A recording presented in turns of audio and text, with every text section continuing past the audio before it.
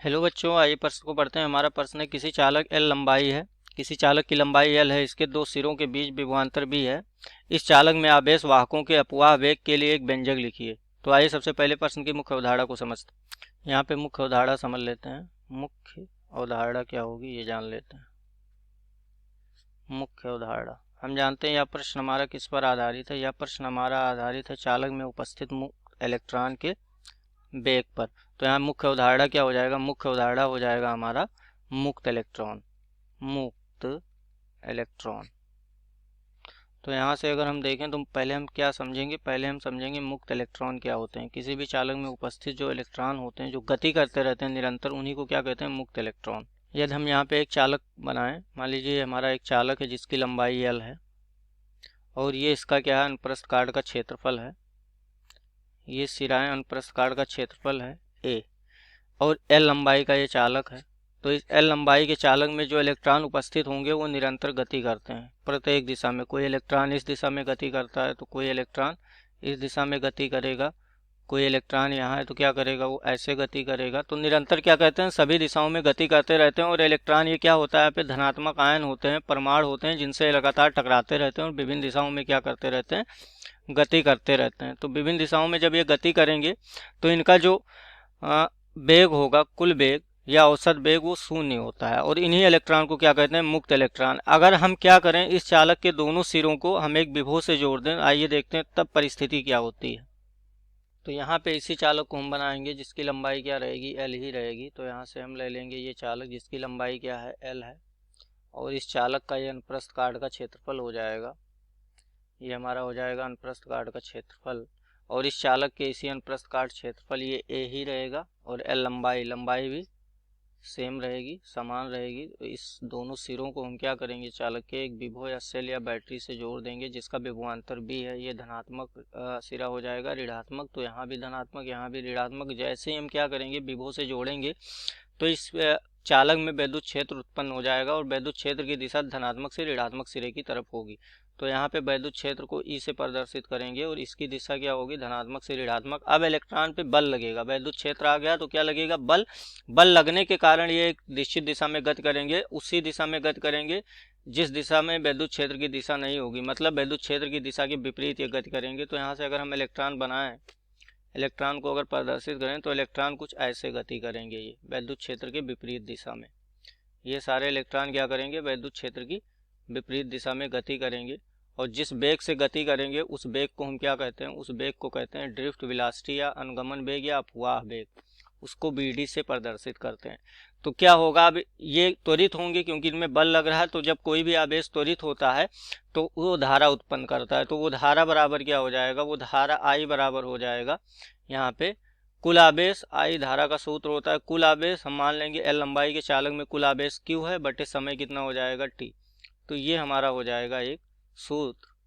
चलिए इस सूत्र का प्रयोग करके हम निकालेंगे चालक में धारा कितनी बह रही है, उसके बाद और आगे हल करें। तो यहाँ पर हम मानेंगे कि प्रति एकांक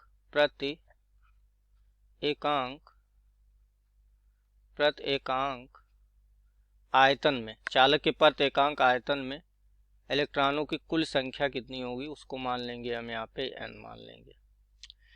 तो यहाँ पे L लंबाई चालक में इलेक्ट्रॉनों की संख्या कितनी होगी ये हम निकाल लेंगे। L लंबाई चालक का अनुप्रस्थ काट क्षेत्रफल ये दिया है तो इसका आयतन ये गुणे L हो जाएगा, क्षेत्रफल गुणे लंबाई, और N इलेक्ट्रॉन में इसका हम गुणा कर देंगे तो ये हो जाएगा N गुणे A गुणे L। ये हो जाएगा कुल इलेक्ट्रॉन कितने हैं L लंबाई के चालक में।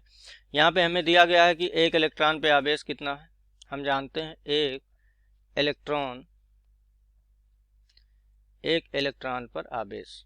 तो एक इलेक्ट्रॉन पर अगर हम आवेश निकालेंगे तो वो हमें मालूम है वो E के बराबर होता है। एक इलेक्ट्रॉन का आवेश किसके बराबर होता है? E के बराबर होता है। तो यहाँ से अगर हम कुल आवेश निकाल लें लंबाई के चालक में, कुल आवेश जिसको हम क्या मान लेंगे? Q। कुल आवेश Q। तो वो Q किसके बराबर हो जाएगा? वो हो जाएगा N गुणे E। N कितने हैं? कुल इलेक्ट्रॉनों की संख्या हमारे पास इतनी है और एक इलेक्ट्रॉन पे आवेश इतना है। तो एक इलेक्ट्रॉन के आवेश को हम कुल इलेक्ट्रॉन से क्या कर देंगे? गुणा कर देंगे तो हमें मिल जाएगा कुल आवेश। तो ये हो जाएगा NaL और गुणे में क्या कर देंगे हम? E कर देंगे। तो कुल मिला के जो Q हमारा आ जाएगा वो आ जाएगा NEAL, ये हो जाएगा। अब यहाँ से हमें दिया है अनुगमन वेग या अपवाह वेग, तो यहाँ से अपवाह वेग अगर हम लिख लें तो अपवाह वेग बराबर हमें दिया गया है, अपवाह वेग वो कितना है, BD होता है। उसको हम किससे प्रदर्शित करते हैं, BD। आइए धारा को हम निकाल लेते हैं। तो यहाँ पे अगर हम धारा का मान निकालें, धारा बराबर, तो वो कितना होगा, तो हम जानते हैं पहले हम क्या निकालेंगे, धारा। तो धारा बराबर क्या होगा, धारा बराबर होता है आई बराबर कुल आवेश बटे समय। तो यहाँ पे कुल आवेश कितना दिया है ये निकाल, ये हमने निकाल रखा है, ये NEABL। तो यहाँ से करेंगे NEABL बटे में समय है T, तो ये हो गया धारा। अब यहाँ से देखिए L और T, तो इसको अगर हम और आगे हल करेंगे तो NEA हमारा यहाँ हो गया और गुणे में क्या कर देंगे NEA, ये B नहीं होगा, यहाँ पे B को हटा देते हैं, यहाँ पे B नहीं होगा, L है, वो गलती से मैंने लिख दिया था, ठीक है, NEAL बटे T। फिर यहाँ पे देखिए गुणे में अगर कर दें तो लंबाई बटे समय, तो लंबाई यहाँ चालक की लंबाई है, वो लंबाई क्या है, दूरी है जो इलेक्ट्रॉन तय करता है एक सिरे से दूसरी सिरे की तरफ, उसमें समय समय T लेता है। तो हम जानते हैं दूरी बटे समय किसके बराबर होता है, वेग, और यहाँ पे इलेक्ट्रॉन के पास कौन सा वेग है, अपवाह वेग, तो हम इसको लिख सकते हैं NE, और L बटा T किसके बराबर हो जाएगा, BD।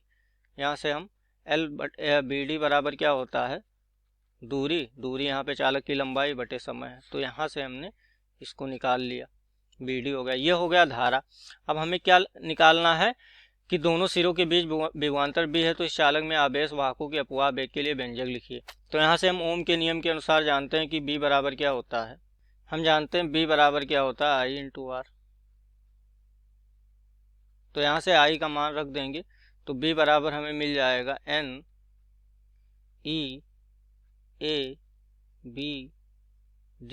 गुणे में R है तो यहाँ पे R लिख देंगे, गुणे R, ये हो गया हमारा, R हो गया। अब यहाँ से अगर हम R लिखें तो हम जानते हैं R का मान कितना होता है, हमें मालूम है कि R बराबर होता है हमारा रो L बटे ये किसी भी चालक जिसकी लंबाई L है, प्रस्थ काट का क्षेत्रफल ये है, रो यहाँ पे क्या है, ये विशिष्ट प्रतिरोध को प्रदर्शित करता है। तो ये सूत्र होता है हमारा किसी भी चालक के लिए प्रतिरोध का। तो यहाँ से R का अगर मान रखेंगे तो हो जाएगा NEABD, और यहाँ पे R अगर हम रखेंगे तो ये रो हो जाएगा, ऊपर L नीचे ये। तो यहाँ से अगर देखें तो A से क्या हो गया, कट गया, तो जो हमारा क्या आएगा, B आएगा, तो वो B बराबर हो जाएगा, B यहाँ पे विभवांतर है, NEBD L इंटू रो, ये आ जाएगा हमारा, यहाँ पे हो जाएगा विभवांतर का। तो यहाँ से अगर हम BD निकालें तो BD बराबर देखिए क्या आ जाएगा, तो BD अगर हम यहाँ से निकाल रहे हैं तो BD बराबर हमारा आ जाएगा, B ऊपर रहेगा विभवांतर, नीचे क्या आ जाएगा, N आ जाएगा, E आ जाएगा, L आ जाएगा और रो आ जाएगा। तो यहाँ से अगर हम देखें तो हमने लिख दिया है BD L लंबाई और विभवांतर B के बीच संबंध, ये हमारा हो जाएगा क्या, संबंध। यहाँ से अगर देखें तो BD क्या है, जो अपवाह वेग है वो सीधे अनुक्रमानुपाती है किसके, विभव, और व्यतकर्मानुपाती है किसके, चालक की लंबाई की। तो अगर चालक की लंबाई बढ़ाएंगे तो अपवाह वेग कम होगा, विभव को बढ़ाएंगे तो ये भी बढ़ेगा हमारा अपवाह वेग, घटाएंगे तो ये घटेगा। मैं आशा करता हूँ इस प्रश्न का उत्तर आपको समझ में आया होगा। धन्यवाद।